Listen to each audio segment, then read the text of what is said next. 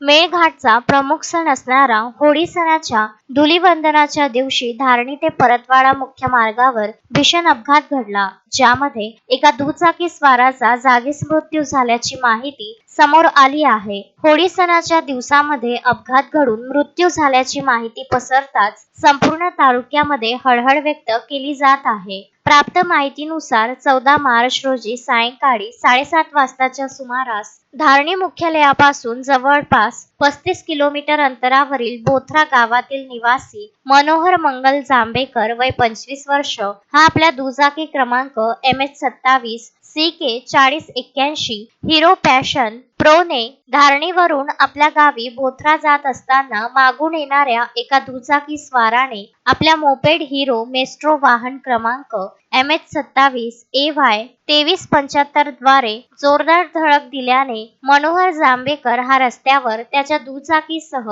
दूरपर्यंत फरफटत गेला, ज्यामुळे त्याच्या डोक्याला आणि इतर शरीरावर गंभीर जखमा झाल्यामुळे मोठ्या प्रमाणात रक्तस्राव झाले व त्याचा घटनास्थळीच मृत्यू झाला. घटनेची माहिती धारणी पोलीस विभागाला मिळताच पोलीस निरीक्षक अशोक जाधव यांच्या मार्गदर्शनाखाली पोलीस अधिकारी कर्मचाऱ्यांनी घटनास्थळावर धाव घेऊन रुग्णवाहिकेच्या मदतीने मनोहर जांभेकरचे मृतदेह धारणी उपजिल्हा रुग्णालयात शवविच्छेदनाकरिता दाखल करण्यात आले. मनोहर जांभेकरला मागून धडक देणाऱ्या युवकाला घटनेच्या वेळी काही लोकांनी प्रत्यक्ष बघितल्यानंतर त्याची ओळख पटली असून आरोपी गोलू पवार विरुद्ध BNSच्या कलम 281, 106 अन्वये गुन्हा दाखल करण्यात आला असून बातमी लिहेस्तोवर आरोपी हा फरार होता, ज्याचा धारणी पोलीस शोध घेत आहे. पुढील तपास पोलीस निरीक्षक अशोक जाधव यांच्या मार्गदर्शनाखाली धारणी पोलीस करीत आहे.